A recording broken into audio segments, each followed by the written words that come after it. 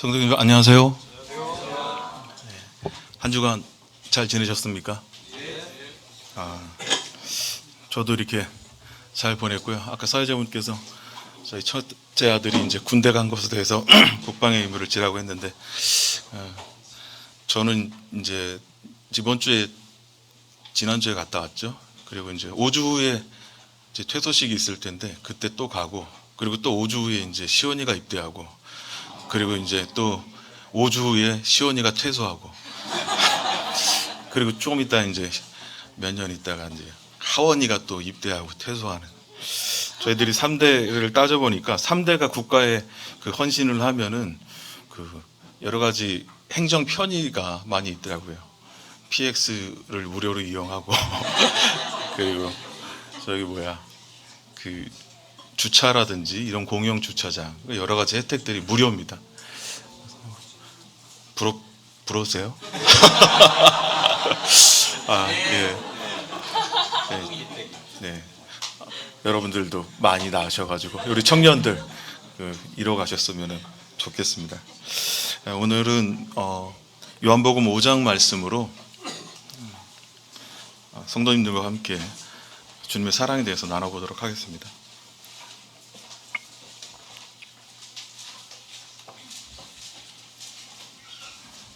요한복음 5장 1절부터 19절까지인데요. 같이 한번 찾으셨으면 읽어보실까요? 같이 읽어보시겠습니다. 시작. 그 후에 유대인 명절이 되어 예수께서 예루살렘에 올라가시니라.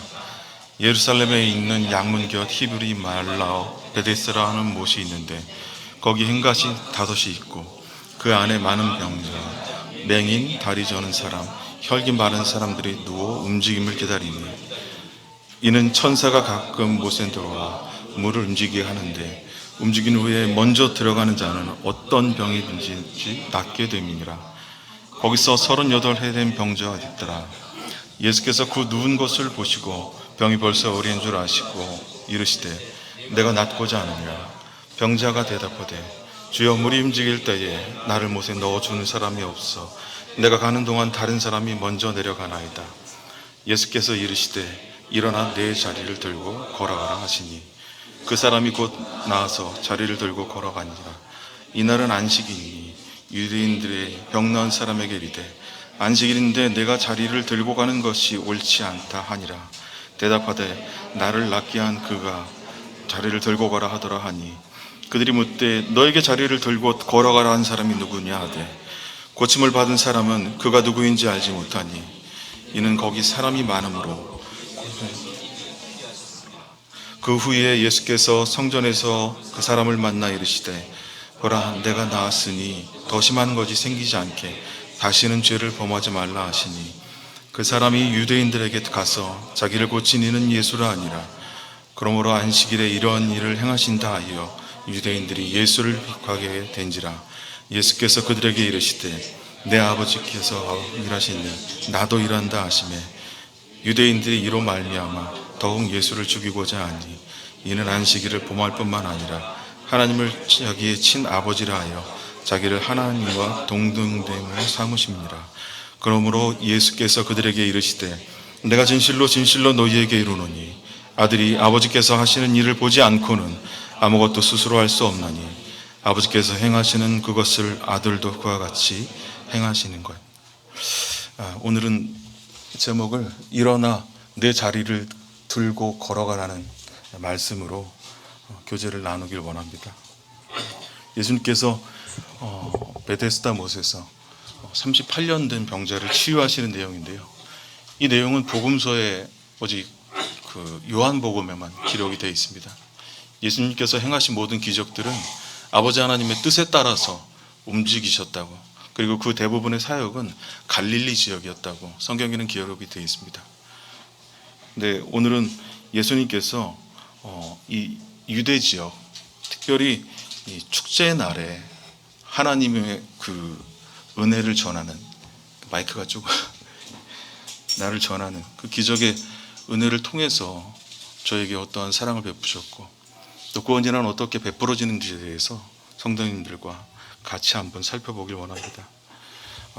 1절 보시면은요, 이렇게 말씀이 되어 있습니다. 그 후에 유대인의 명절이 되어서 예수께서 예루살렘에 올라가시니, 유대인의 명절이라는 표현을 쓰고 있는데요, 이 명절이 어떤 명절이라고는 말씀이 되어 있지 않습니다. 근데 저희가 성경을 해석할 때 그냥 아무렇게나 해석하는 것이 아니라 관찰하고 해석하고 적용을 하죠.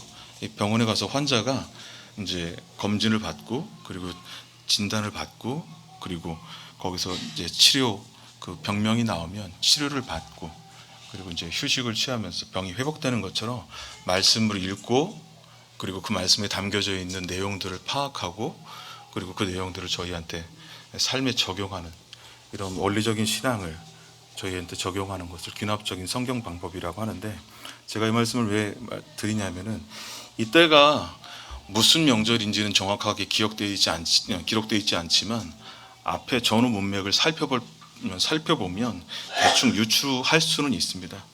요한복음 4장 35절에 이제 주님께서 수가성 여인, 그러니까는 사마리아 여인에게 가실 때에 그 사람들한테 이렇게 얘기하십니다. 너희는 넉 달이 지나야 추수할 때가 이르겠다 하지 아니하였느냐, 이렇게 말씀하셨고요. 그리고 요한복음 6장 4절에 보면 이제 오병이어의 그 기적을 행하시기 전인데요, 유대인의 명절인 유월절이 가까운지라 이렇게 얘기하고 있습니다. 이 말씀을 따져보면은 유대인들은 7절기가 있죠. 그리고 5가지 제사가 있습니다. 유월절과 무교절, 초실절, 오순절, 7.7절하고 같은 날 진행을 하고 속죄일과 장막절 그리고 수장절이 있습니다. 이게 유대 원력으로 보면은 1월과 3월과 7월로 다 이루어져 있고요. 저희 태양력으로 보면은 이제 저희 추수할 때, 그러니까 이스라엘이 추수할 때는, 심고 파종할 때는 이른비가 내리기를 그들은 간절히 기도하는데 보통 12월 정도에 추수를 하고요. 저거를 심고 그리고 추수를 한 1월 정도. 그리고 주님께서 지금 말씀하신 것처럼, 수가성 여인에게 말씀하신 것처럼 넉 달이 지나야 추수할 때, 그러니까는 그리고 유대인의 명절인 유월절이 가까운지라. 유월절은 4월에, 태양력으로 4월에 지냅니다. 그러니까 그 중간이라고 볼 수 있는데요, 유대인들이 절기를 지키는데 2가지 절기가 더 있어요. 이거는 하나님이 정하신 절기가 아니고요, 수전절. 여러분들이 아시는지 모르겠지만은 이제 그 성전을 더럽히고요, 이 셀루쿠스 왕조 에피파네스가 성전을 더럽히고 제우스 신전을 만들고 돼지피로 제사를 지낼 때 마카비 혁명이 일어나죠. 그래서 그 혁명을 통해서 이제 그 성소를 깨끗하게 한 날, 그날을 기념하는 날이 수전절이고요. 그리고 또 하나의 그 절기가 이제 부림절입니다. 이 부림절은 그 이스라엘 백성들이 페르시아 정권, 특별히 하만이 모르드게와 이스라엘 백성들을 완전히 다 죽이려고 하는 그런 계획 가운데 있었는데, 이제 에스더를 통해서 그리고 모르드게를 통해서 그들을 완전히 제압한, 그리고 이스라엘 백성이 거듭난 절기를 이 부림절이라고 합니다. 이 부림절이 3월에 이제 개최가 되거든요. 이 부림절 같은 경우는 그러니까 유대력, 그러니까 12월과 그리고 4월이 되기 전에 이 추수의 절기, 물론 초실절이 있기는 합니다. 그래서 처음 익은 그 곡식들, 그리고 하나님 앞에 이제 그 처음 익은 이런 곡식들을 주님 앞에 드리는 날, 그 날이 있는데, 이 날 같은 경우는 그 안식일 다음 날에 행하게끔 정해있기 때문에 지금 말씀을 보면은 그날과는 상관없는 날, 그러면은 부림절이라고 보시면 됩니다.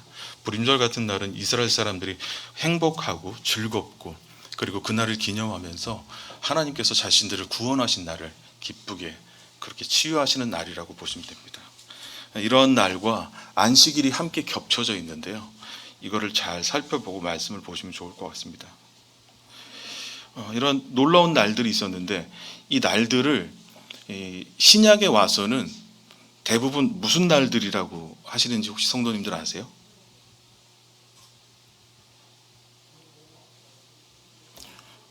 성경에 오면은 대부분 유대인의 유월절이라고 표현합니다.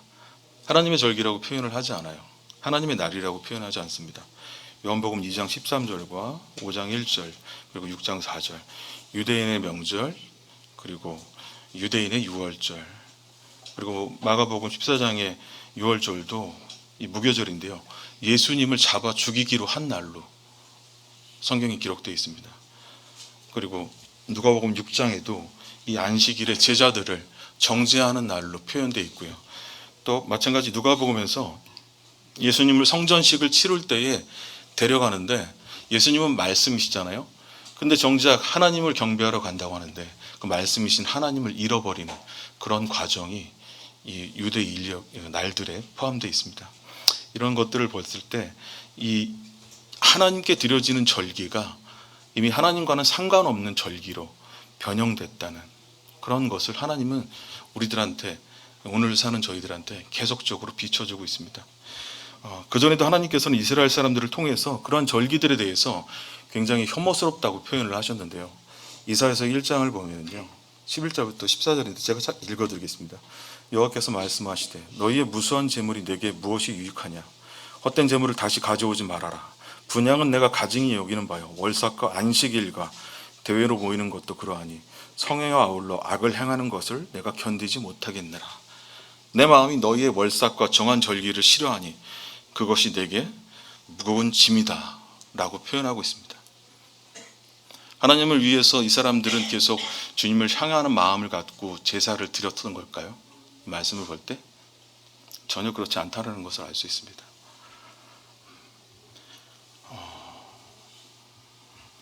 말라기서 1장 10절에도 이렇게 나와 있습니다.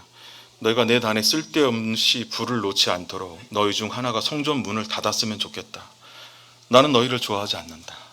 그러므로 너희가 손으로 드리는 것을 받지 않을 것이다. 주님이 400년 동안 침묵하시기 전에 말라기 선지자한테 하신 말씀입니다. 그리고 요한복음 2장을 보면은요, 이제 예수님께서 성전 정화를 하는 날이신데, 하는 과정인데요. 유대인의 유월절이 가까운데 예수께서 예루살렘으로 올라가셨더니 성전 안에서 소와 양과 비둘기 파는 사람들과 돈 바꾸는 사람들이 앉아 있는 것을 보시고 노끈으로 채찍을 만드사 양이나 소를 다 성전에서 내어 쫓으시고 돈 바꾸는 사람들의 돈을 쏟으시며 상을 엎으시고 비둘기 파는 사람들에게 이르시되 이것을 여기서 가져가라. 내 아버지의 집을 장사하는 집으로 만들지 말라. 하나님께서는 영이셨죠. 하늘에 계셨어요. 하늘에 계실 때에도 말라기서나 또 이사야서 다양한 것을 통해서 이들이 드리고 있는 제사가 옳지 않다. 그들이 하나님께 드리는 제사가 합당하지 않다라고 주님 지속적으로 말씀하고 있었습니다. 그런데 그런 하나님께서 육신을 입고 이 땅에 오셔서 하신 일이 뭐냐면요, 이 성전에 대한 분노, 정하셨다라는 거죠. 이게 일반적으로도 분노할 수 있는 일이지만 그들 마음 중심이 떠난 것도 있지만 시대적으로 봐도 그렇습니다. 저번에 저희가 마태복음 23장을 보면서 바리새인과 그리고 유대인들, 대제사장들, 그리고 사두개인들에게 주님이 말씀을 전하시는 장면에 대해서 이스라엘 역사를 살펴보면서 말씀을 드렸는데요. 이스라엘이 AD 166년에 이 마따디아를 통해서, 마따디아 그 선지자를 통해서 이제 3년의 전쟁 끝에 승리하게 됩니다. 그래서 그 셀류쿠스 왕조, 그러니까는 그 헬라의 그 분파죠. 셀류쿠스 왕조와 계속적으로 전쟁을 가졌습니다. 그래서 거기서 제사장들이 그들이 잘못된 제사를 드리는 거에 분노해서 혁명을 일으키고 결국은 승리로 이끌어냅니다. 그리고 예수님의 성전을 정결케 하는 수전절로 삼죠. 그리고 하스몬 왕조라는 이 왕조를 이제 세우게 됩니다. 그런데요, 이스라엘은 오랜 기간 동안 이 하스몬 왕조를 세우고 있으면서 그 셀류쿠스와 그리고 이 로마와 적대적인 관계, 로마한테 지배당한 시기는 아니었어요. 로마가 이제 굉장히 세력이 커지고 있는 그런 시점이었습니다. 그런 상황에서 이제 하스몬 왕조의 자녀들이 하나님 앞에서 그리고 자신들의 어떤 일들에 대해서 등한히 하고 그런 직분들에 대해서 등한히 하고 내분이 일기 시작했습니다. 그래서 그 중에 이제 안티파터스, 그러니까 헤롯의 아버지죠. 이 사람을 통해 가지고 로마에 가서 힘을 좀 얻어서 돈을 주고 유대에게 이제 압박을 이제 보내기 시작합니다.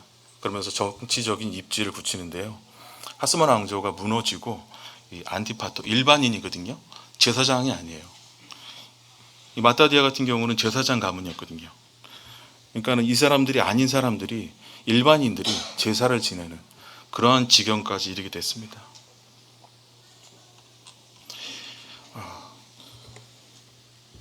여기서 이제 예수님이 왜 그 성전에 대해서 이런 일들을 행하시냐?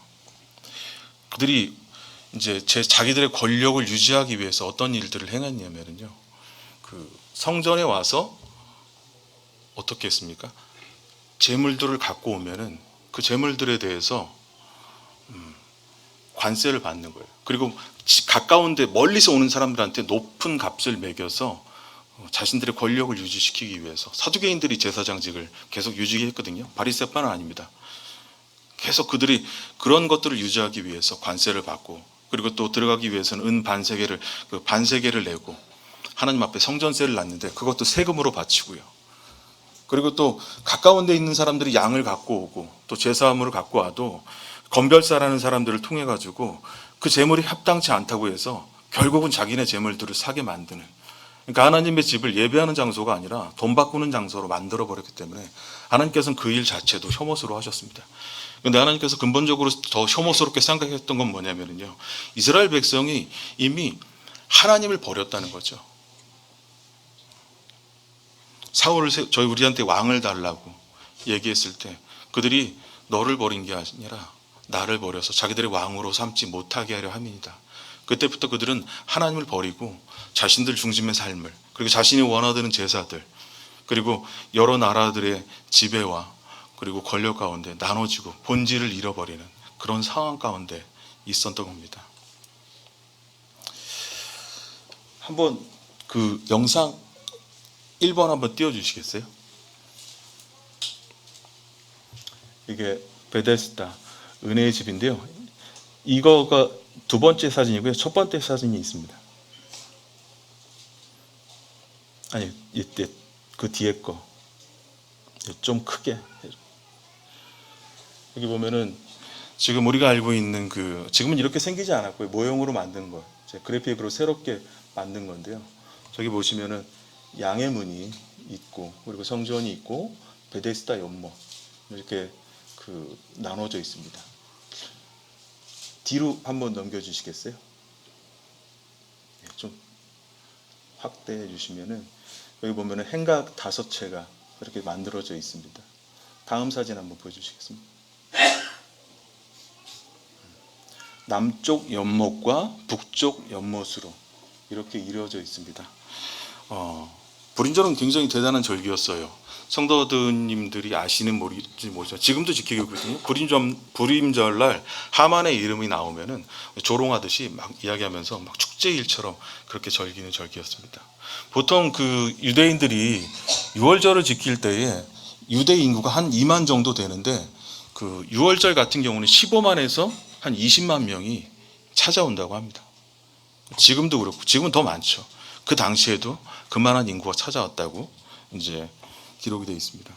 불임절 같은 날은 일반인들이 참여하지 않는 절기이기 때문에 한 10만 명 정도, 굉장히 많은 수가 찾아오는 거죠.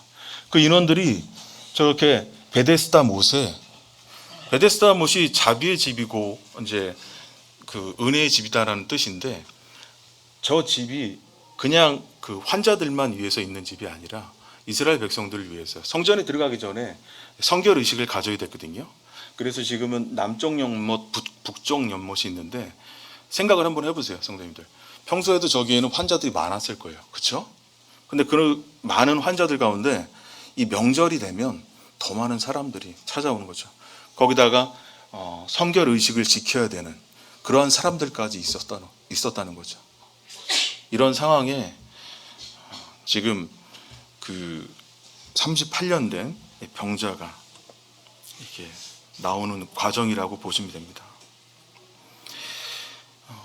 예루살렘에 있는 양문곁, 히브리 말로 이제 베데스다라고 하는데, 거기 많은 병자들이 있었습니다. 다리 저는 사람, 혈기 마른 사람, 그리고 맹인들이 누워 있었습니다. 그리고 물의 움직임을 기다렸습니다. 이 사람들은 천사가 가끔 내려와서 물을 움직이게 한다, 이렇게 표현하고 있는데, 학자분들은 이 남쪽과 북쪽 연못 사이에 이제 물이 만나는 구간이 있어서 물이 동하는 시기가 언제가 되느냐, 통과하는 시기가 있다라고 말씀을 하는데요. 그래서 이제 물이 쏟아질 때 거품이 올라오면 그때가 물이 동하는 시기다라고 해석을 하기도 하는데, 성경은 그냥 하나님께서 은혜를 베푸시고 있다라고 그렇게 말씀하고 있습니다. 위치는 아까 보셨듯이 양문 곁입니다. 이 연못은 아까 이제 성전 가까이에 위치하고 있습니다.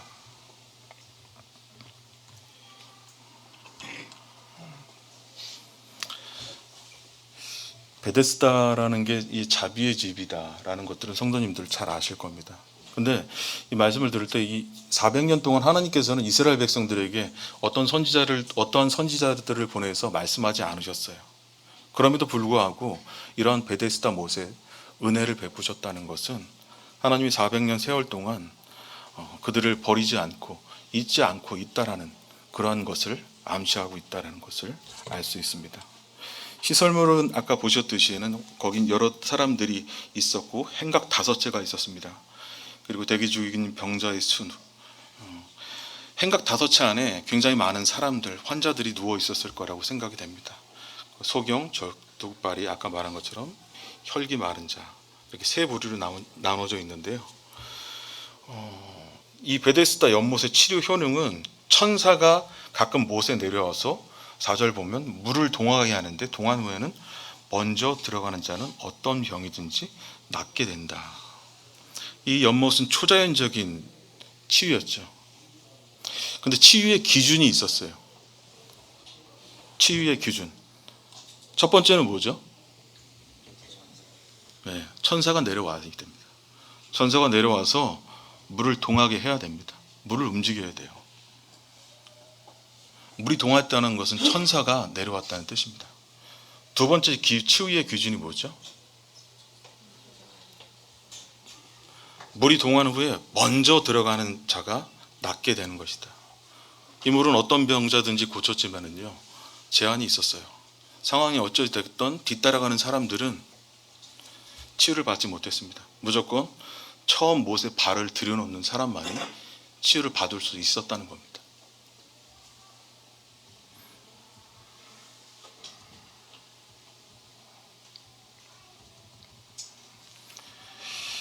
베데스다 연못의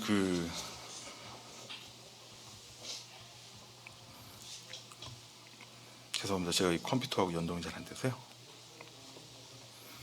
이제 5절과 6절과 7절을 한번 보시면은 거기 38해 된 병자가 있더라.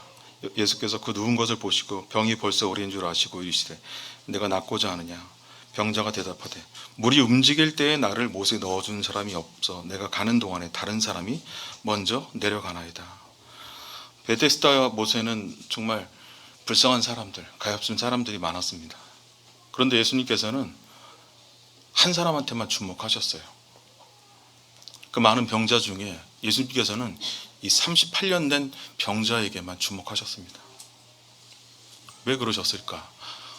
저는 생각을 해봤어요. 많은 사람들이 있었는데. 그런데 하나님의 그 뜻을 알게 됐습니다. 물론 일반적인 성경 해석을 보면 하나님께서는 그 중에 가장 무력한 자였기 때문에 그를 도우셨다라고 해석하는 분들도 있습니다. 저도 그것에 동의합니다. 그런데 또 한 가지 이유는 하나님 아버지의 뜻이 거기에 있으셨기 때문입니다. 30절 보면 내가 아무것도 스스로 할 수 없노라. 나는 나의 뜻대로 하지 않고 나를 보내신 이의 뜻대로 하려 함으로, 이렇게 말씀에 기록되어 있습니다.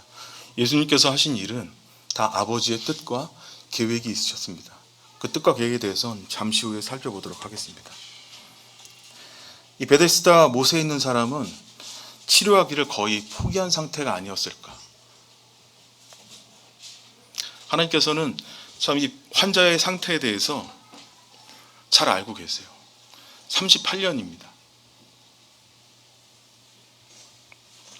이 환자의 상태를 보면은 단순한 환자의 상태가 아니었어요. 이 사람이 병에 걸린 데는 이유가 있습니다. 뭐 때문에 이 사람이 병에 걸렸을까요? 14절에 보면 이렇게 기록되어 있습니다.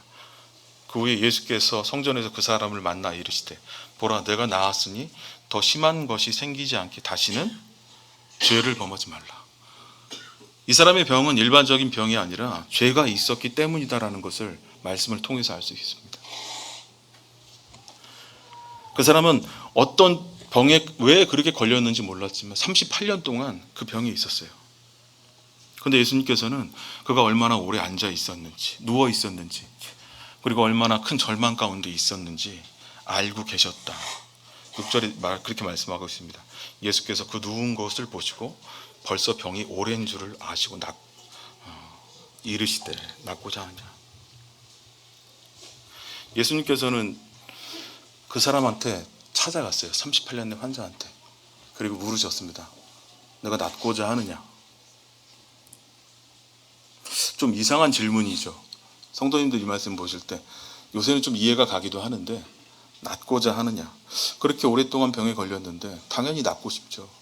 그럼 치료를 먼저 해주셔도 괜찮지 않았을까 하는데 하나님께서는 좀 의아한 질문을 합니다. 내가 낫고자 하느냐. 예전엔 그런 것들이 없었어요. 병이 있으면 그냥 병원에 가서 치료받는데 요새는 뭐 하나 쓰지 않아요? 성도님들 가면 치료받기 전에 아니면 수술 받기 전에 시술 받기 전에 동의서 쓰죠. 환자 동의서 씁니다. 예수님께서는요 어려움에 빠진 사람들 그리고 무력한 사람 돕기를 기뻐하십니다. 그렇다고 해서 함부로 하나님의 은혜를 베풀어 주지 않으세요.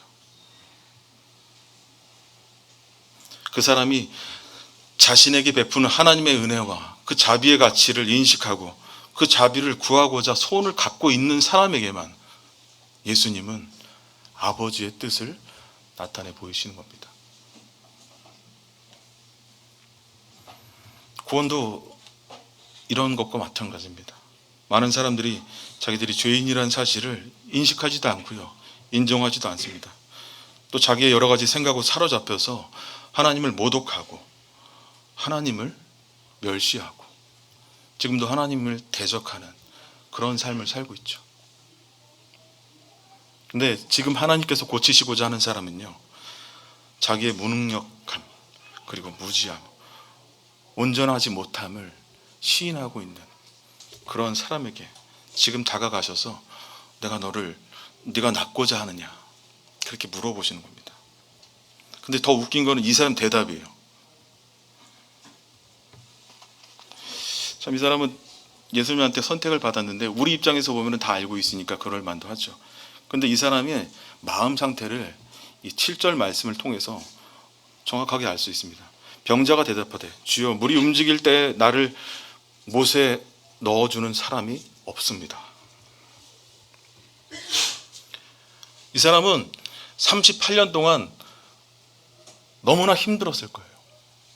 너무나 괴로웠어요. 자기를 도와줄 친구가 주위에 아무도 없다. 저에게는 친절을 베풀어 줄 사람도 없다. 그리고 내가 가는 동안에 다른 사람들이 먼저 간다. 자기가 들어가라는 그 순간에 온전한 사람들이 먼저 들어간다. 이러한 현실에 굉장히 슬퍼하고 탄식하고 있는 모습. 이게 얼마까지 반복됐다고 보십니까? 성경 보면요. 언제까지요? 38년 동안. 38년 동안 반복되는 시리와 극도의 무력함, 심각한 박탈감, 허무감, 절망적인 자신의 마음을 토로하는 이 병자, 이 죄인의 상태가 지금 우리의 상태라고 주는 말씀을 보여주고 있는 겁니다. 유대 바리새인들, 서기관들처럼 하나님을 알되 하나님을 영화롭게도 하지 않는 그들과 같은 삶이 아닙니다. 근데 중요한 것은 바로 이때가 그리스도께서 그를 치유하실 수 있는, 그를 고치실 수 있는 때라고 주님 말씀하고 계십니다. 자신의 무능력과 범죄로 인한 결과가 그것으로부터 벗어나고자 하는 이 간절한 마음, 이 간절한 소망을 가진 자에게 하나님께서 은혜를 베푸시는 거예요. 잠언 8장 17절에도 나를 사랑하는 자들이 나의 사랑을 입을 것이며 나를 간절히 찾는 자가 나를 만날 것이다 라고 주님 말씀하셨습니다.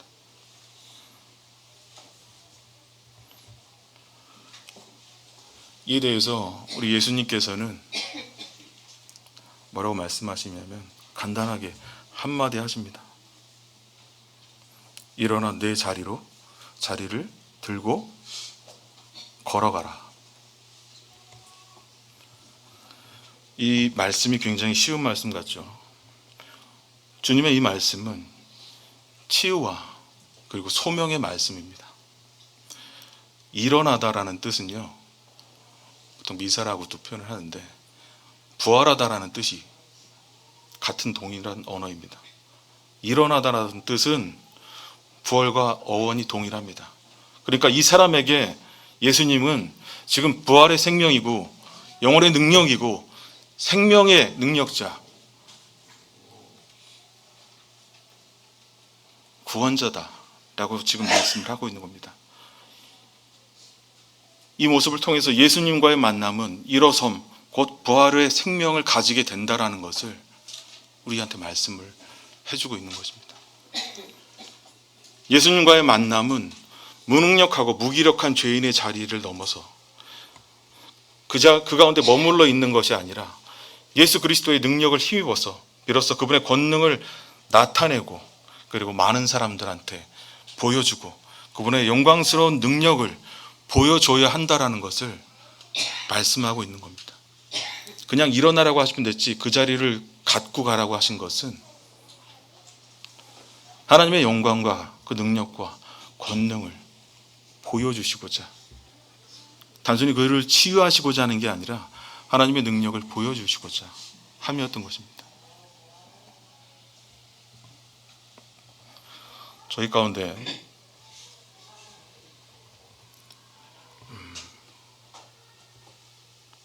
참 이런 마음을 가진 분들이 하나님의 은혜를 받을 수 있다. 참 이런 마음 가운데 하나님의 능력을 그리고 은혜를 그리고 일어섬을 매일 부활의 삶을 내가 사는 것이 아니라 그리스도께서 내 안에 사시는 그런 삶을 주님께서는 예수 그리스도로 더불어 보여주어야 한다고 주님께서 말씀하십니다.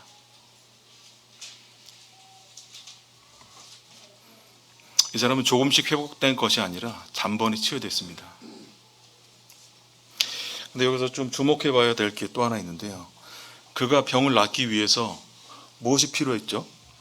천사하고 연못 그리고 우선적으로 들어갈 수 있는 자력 또는 동료들이 필요했습니다. 그렇죠?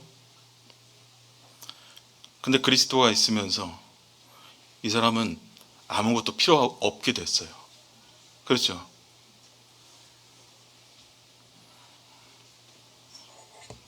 예수 그리스도만이 전부십니다. 하나님은 아들 예수 그리스도만으로 충분하다는 것을 지금 보여주고 계시는 거예요.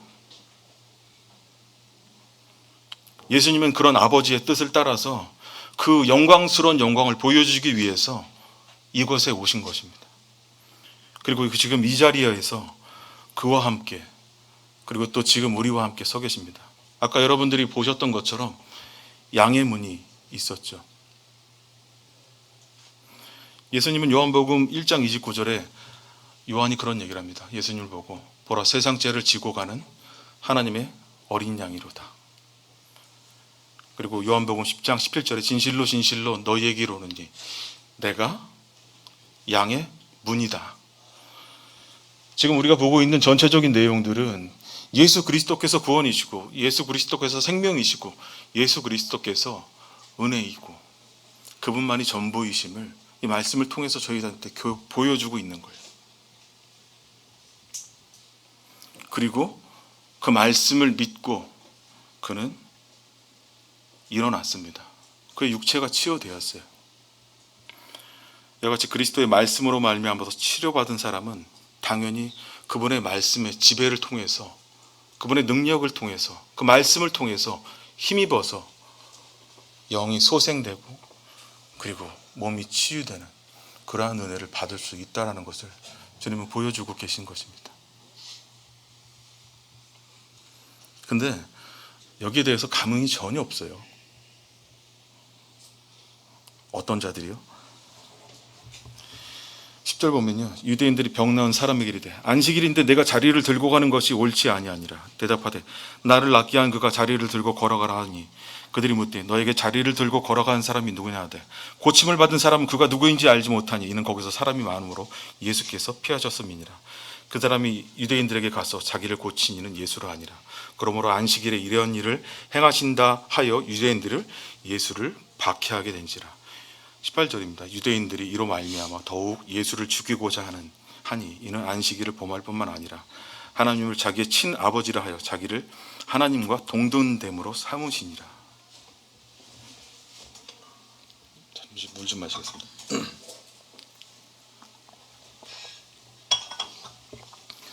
예수님께서 두 번째로 보여주시고자 하는 것이 이 말씀인데요, 자리를 들고 걸어간다는 행위를 치료를 선포하는 행위입니다. 그날은 안식일이었는데요, 짐을 갖고 걸어가라고 주님 말씀하셨습니다. 주님께서는 이거 의도적으로 말씀하신 거예요. 그리스도께서는 장로들의 유전이 잘못되었음을 깨우쳐 주시길 원했습니다. 장로들의 유전은요, 하나님의 계명에, 물론 안식일을 거룩히 지키라고 말씀하셨는데 이들이 지키고 있는, 그리고 하나님과 상관없는, 그리고 제사장 계열이 아닌 사람들, 그냥 자기 먹고 사는데 신앙을 종교로 바꿔버린 이런 사람들에게 주님께서는 그들의 잘못된 행태와 습관들, 그들의 마음을 보여주시길 원한 겁니다. 장로들의 그 계명은 인간적인 제도로 사람들을 지옥으로 끌고 갔다라고 주님 말씀하고 있습니다. 지난번에 제가 말씀을 살펴서 잠깐 읽어드렸는데요, 마태복음 23장에 보면 이 사람들의 마음이 어땠는지 한번 보겠습니다. 예수께서 무리와 제자들에게 말씀하여 이르시되 서기관들과 바리새인들이 모세의 자리에 앉았으니 그러므로 무엇이든지 그들이 말하는 바는 행하고 지키되 그들이 하는 행위는 본받지 말라. 그들은 말만 하고 행하지 아니하느니라. 또 무거운 짐을 묶어 사람의 어깨에 지우되 자기는 이것을 한 손가락으로도 움직이지 아니하며 그들의 모든 행위들을 사람에게 보이고자 하니 잔치의 윗자리와 회당의 높은 자리와 시장에서 문안받는 것과 사람에게 랍비라 칭함받는 것을 좋아하는 자들입니다. 13절에 보면요, 화 있을진저 외식하는 서기관과 바리새인들이여 너희는 천국문을 사람들 앞에서 닫고 너희도 들어가지 않고 들어가려 하는 자도 들어가지 못하게 하는도다. 화 있을진저 외식하는 서기관과 바리새인들이여 너희는 교인 한 사람을 얻기 위해서 바다와 육지를 두루 다니다가 생기면 너희보다 배나 더 지옥 자식이 되게 한다. 지금 유대인들이 이 자리를 털고 일어나는 사람한테 뭐라고 말했죠? 그 일이 법에 어긋난다라고 하면서 그 사람을 비난하고 있습니다. 근데 말씀을 좀 더 살펴보면요, 이 사람은 그런 사람이 아니었던 것을 알 수 있습니다. 15에서 16절 보면 그 사람이 유대인에게 행한 것을 보고 이 사람들은 예수님에 대해서 분노와 적의를 나타냈습니다. 그리고 유대인들이 예수님을 핍박하게 되는 그러한 계기가 됐습니다. 본문은 그리스도께 대한 유대인들의 적의가 얼마나 불합리하고 비이성적인가를 저희한테 설명하고 있습니다. 예수님께서는 하나님의 사랑과 은혜를 베푸셨고 그가 치유되는 능력을 보이셨는데요, 그들은 그 치유가 달갑지가 않았어요. 그 정도가 얼마나 예수님 심했는지 예수님의 생명을 노렸습니다. 그리고 실제로 예수님을 죽였습니다. 지난번에 말씀드렸죠. 이 사람들은 원래 그렇게 될 수밖에 없는 사람들이었다고요. 뱀들아, 독사의 자식들아, 주님께서 말씀하셨습니다. 참 이게 대단한 게, 이 사람들은 안식일이라는 휘황찬란한 인간적인 열심으로 자신들의 이런 잘못된 태도를 채석했습니다. 이 위선자들은 하나님의 신성한 권능에 대해서 자신들의 저기를 거룩한 외형적인 열심으로 위장했던 거예요. 덮어버리려고 했던 겁니다. 주님은 이들을 향해서 말씀하십니다. 뱀들아, 독사의 새끼들아, 너희가 어떻게 지옥의 판결을 피하겠느냐.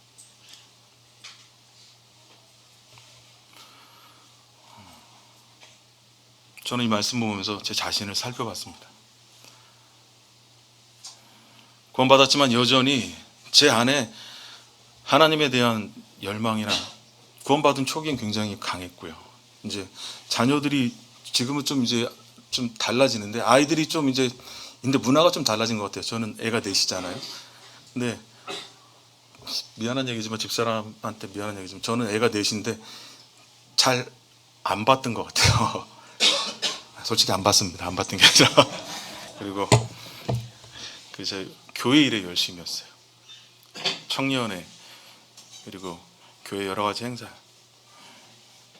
집사람이 굉장히 힘들게 자녀를 키우는데, 낳고 또 키우고, 낳고 또 키우고, 낳고 또 키우고, 또 낳고 키우는데 저는 거기 관심이 없었어요.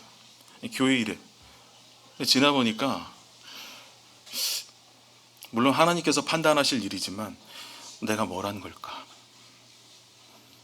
내가 과연 이 바리새인들처럼, 서기관들처럼 하나님의 뜻에 합당하지 못한, 그리고 하나님을 기뻐하지 못하는, 그리고 주님과 동행하지 못하는 삶을 살고 있으면서 사람들이 인정하는 외형적인 종교적인 그러한 형식에 맞춰서 나를 만들어가고 있었던 것이 아니었을까? 그랬던 것 같아요.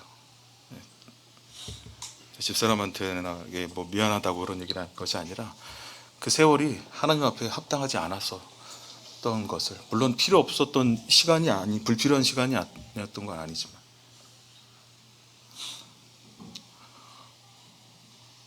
저와 성도님들이 이 말씀을 잘 새겼으면 좋겠습니다.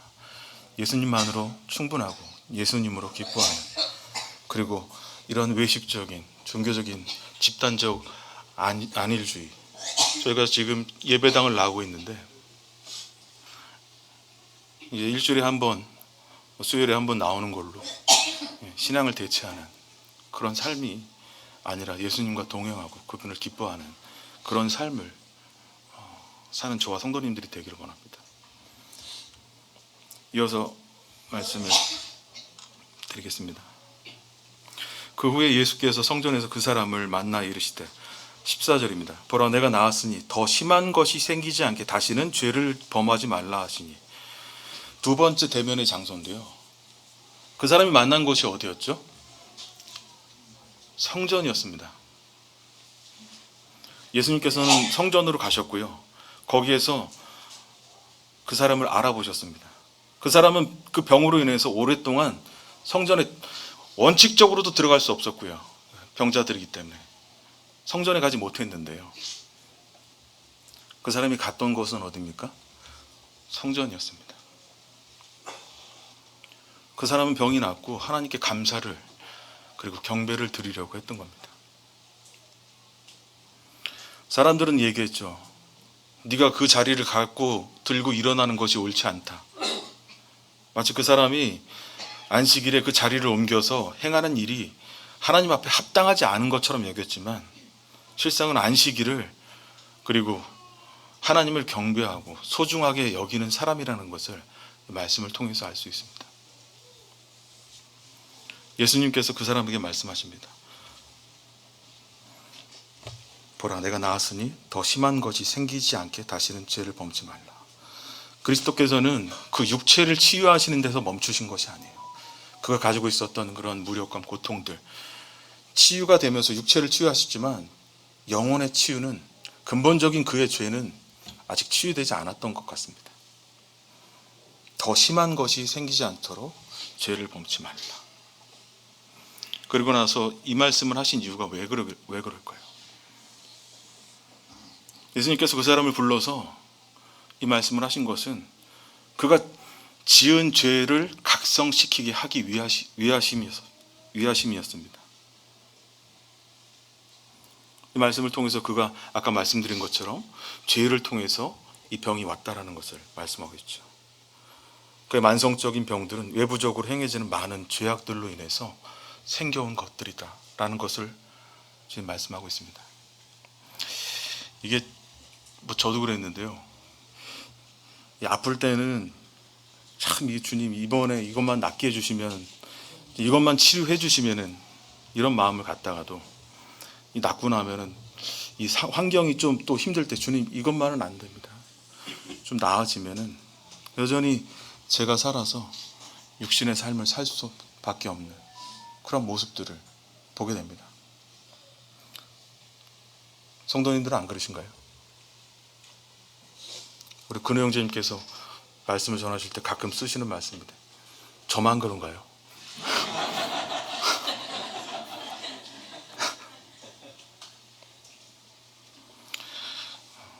사람이 회복되었을 때는 참 감사하는데 얼마 지나지 않아서 그분의 은혜를 잃어버리는 일이 비일비재합니다. 그래서 그리스도께서는 그러한 위험을 경고하셨습니다. 내게 더 심한 것이 생기지 않도록 하라. 어떻게 해야지 이게 심한 것이 안 생깁니까?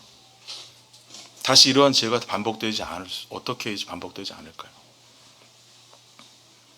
하나님께서는 그 사람을 구원하신 후에 다시 죄에 빠져서 타락해가는 삶을 살지 말라고 말씀하셨는데요.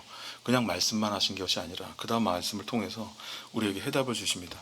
17절과 19절 한번 같이 제가 읽어보겠습니다. 예수께서 그들에게 이르시되 내 아버지께서 일하시니 나도 일한다 하시며, 그러므로 예수께서 그들에게 이르시되 진실로 진실로 너희에게 이르노니 아들이 아버지께서 하시는 일을 보지 않고는 아무것도 스스로 할 수 없나니 아버지께서 행하시는 그것을 아들도 그와 같이 행하느니라. 이 말씀이 뭘 뜻하고 있습니까? 아버지께서 행하시는 일을 자신이 행하고 나를 통해서 구원받은 너도 나와 같아져야 한다고 주님 말씀하시는 겁니다. 나와 동행하셔야 된다, 동행해야 된다라고 주님 말씀하시는 겁니다. 진실로 진실로 강조하면서 말씀하십니다. 저와 성도님들에게 말씀하시는 것일 수도 있어요. 아들이 아버지께서 하신 일을 보지 않고는 아무것도 스스로 할 수 없는 것처럼 할 수 없다. 아버지께서 행하시는 그것도 아들도 그와 같이 행한다. 저희가 이러한 범죄, 죄, 그리고 이 무력한 삶, 그 타락의 삶으로 빠지지 않을 수 있는 유일한 길은 무엇입니까? 우리가 구원받기 전에 구원받을 수 있는 유일한 길은 예수 그리스도셨죠. 구원받은 후에도 여전히 예수 그리스도가 필요합니다. 보통 이러한 대중적인 설교들에서 보면은 예수님이 그런 삶을 살았으니까 우리도 그러한 타락된 삶을 살지 않기 위해서 거룩하게 행동해야 되고 거룩하게 살아야 됩니다. 그렇게 얘기하시거든요. 그게 되나요? 그래서 로마서 8장 3절에는 율법이 육신으로 말미암아 연약하여서 할 수 없는 그것을 하나님은 하시나니 자기 아들을 죄 있는 육신의 모양으로 보내서 우리의 죄를 정케 하셨다. 구원받은 후뿐만 아니라 구원받은 이후에도 아들이 아버지의 하시는 일을 보고 그 일을 해나간 것과 같이 성도님들 각자에게 날마다 주시는 예수 그리스도, 이 말씀, 태초에 말씀이 계시니라, 이 말씀이 하나님과 함께 계셨으니 이 말씀은 곧 하나님이시니라, 그 예수 그리스도의 말씀을 통해서 그분과 동행해서 아침에 일어나서 주님께 기도하고 주의 말씀을 묵상, 성령께 의탁해서 지정의를 통해서 그냥 말씀을 학습하고 공부하는 게 아니라 하나님이 오늘 나에게 주시는 말씀이 무엇입니까? 라고 말씀을 읽고 그 말씀 대신 하나님과 동행할 때 그분께서는 아버지께서 하시는 원하시는 일, 그리고 예수 그리스도께서 원하시는 일을 성령을 통해서 이 말씀을 이해시키시고 깨닫게 하셔서 그와 같은 삶을 살아갈 수 있도록 인도하신다고 주님이 말씀을 보여주시는 것입니다. 이것이 예수님의 특권이자 의무였습니다. 저희도 마찬가지입니다. 저에게 은혜가 100% 졌습니다. 저희에겐 특권이 있어요. 근데 저희에게도 의무가 있습니다. 그 길이 평탄한 것만은 아니에요. 18절에 뭐라고 되어 있습니까? 한번 같이 읽어보실까요? 시작.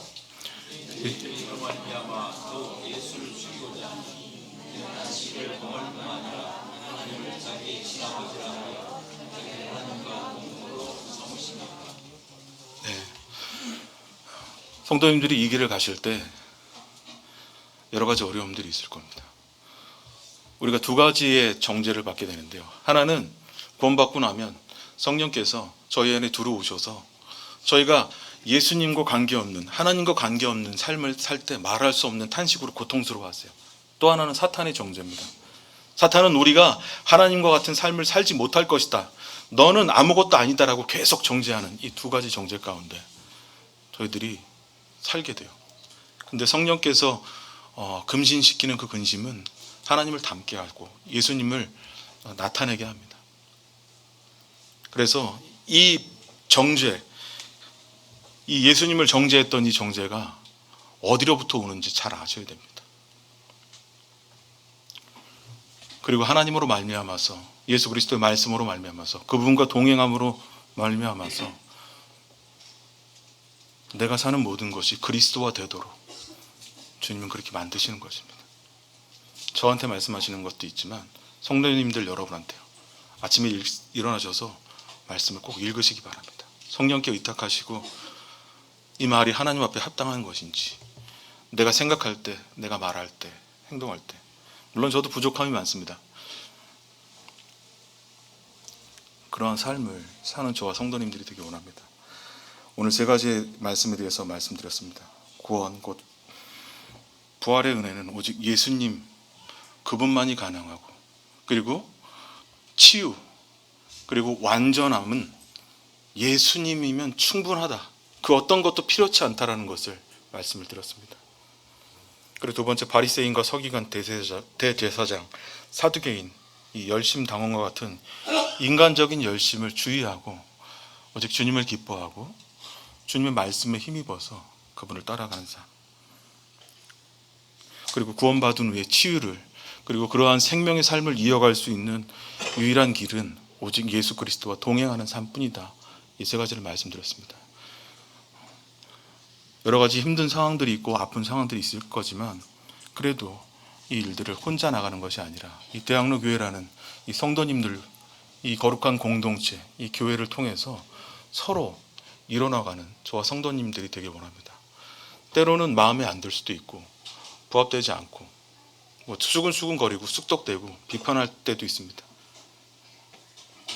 그때 쓰러진 거죠. 왜냐하면 주님이 마음에 있지 않은 거니까. 그때에도 이게 바꿀 수 없는 사실 하나가 있는데요. 제가 구원받았다는 거, 그리고 제가 정말 그 예전에 어떤 그 이전에 있었던 교회에서 좀 너무 저를 힘들게 하는 형님이 계셨는데, 정말 너무 힘듭니다 주님.